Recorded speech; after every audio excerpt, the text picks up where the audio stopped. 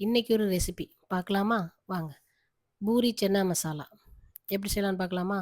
இதுக்கு 1 கிளாஸ் கொண்டைக்கடல எடுத்து நைட்டே ஊற வச்சு வச்சுக்கோங்க. காலையில 1 கிளாஸுக்கு 2 கிளாஸ் தண்ணி விடு 2 கிளாஸ் அல்லது 3 கிளாஸ் தண்ணி விட்டு குக்கர்ல விசில் போட்டு ஒரு 5 விசில் போட்டு வச்சுக்கோங்க. இப்போ பூரிக்கு வந்து மைதா மாவு 1/4 கிலோ எடுத்துருக்கேன். அதுக்கு ஒரு 2 ஸ்பூன் ரவை போட்டுக்கோங்க. 2 ஸ்பூன் ரவை போட்டு 1 ஸ்பூன் எண்ணெய், 1 ஸ்பூன் சீனி. சீனி வந்து ஆப்ஷனல் தான். தேவைன்னா போட்டுக்கோங்க. 1 ஸ்பூன் சீனி, 1 ஸ்பூன் உப்பு, ஒரு பிஞ்ச் அளவு சோடா உப்பு போட்டுக்கோங்க. போட்டுட்டு ஒரு 2 ஸ்பூன் தயிர் விட்டுக்கோங்க. தயிர் விட்டுட்டு, அத நல்லா கலந்து விட்டுட்டு, எல்லாத்தையும் சேர்த்து மாவ அப்படியே பெசஞ்சு விட்டு, கொஞ்சம் கொஞ்சமா தண்ணி விட்டு, திக்கான பதம் வர அளவுக்கு. கொஞ்சம் தண்ணியா ஆயிறக்கூடாது சப்பாத்திக்கு மாதிரி. பூரிக்கு கொஞ்சம் திக்கா இருக்கணும்.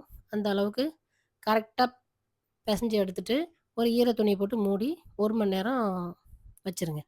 அது ஊறுனா தான் கொஞ்சம் நல்லா பூரி ஃப்ளஃபியா வரும். இப்போ நம்ம வந்து சென்னா மசாலா தயார் பண்ணுறதுக்கு சட்டி அடுப்புல வச்சாச்சு. 2 ஸ்பூன் எண்ணெய் விட்டு, இதுக்கு வந்து சென்னா மசாலாவுக்கு வந்து 2 பல்லாரி வெட்டி வச்சிருக்கேன். 2 தக்காளி வெட்டி வச்சுக்கோங்க.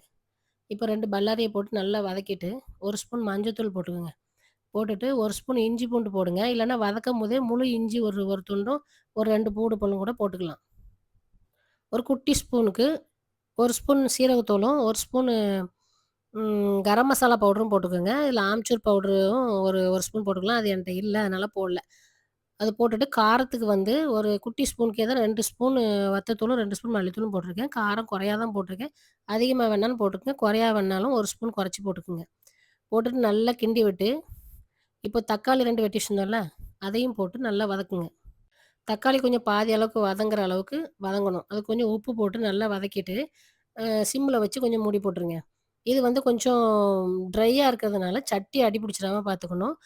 எனக்கு வந்து அடி பிடிக்கல. அதனால நான் தண்ணி ஊத்தல. இல்லன்னா நீங்க கொஞ்சம் ஒரு 1/4 கிளாஸ் தண்ணி விட்டு, அந்த மசாலா வாடை நல்லா போன பிறகு, ஆற வச்சு மிக்ஸியில போட்டு நல்லா அரைச்சு, அ பேஸ்ட் ஆக்கி வச்சுக்கோங்க.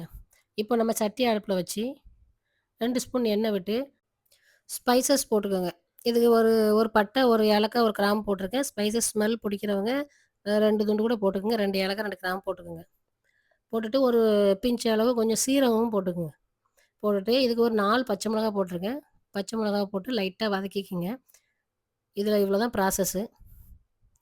பச்சை மிளகா வந்து முழுசா போடாதீங்க. கீறி போடுங்க. அப்பதான் வெடிக்காது.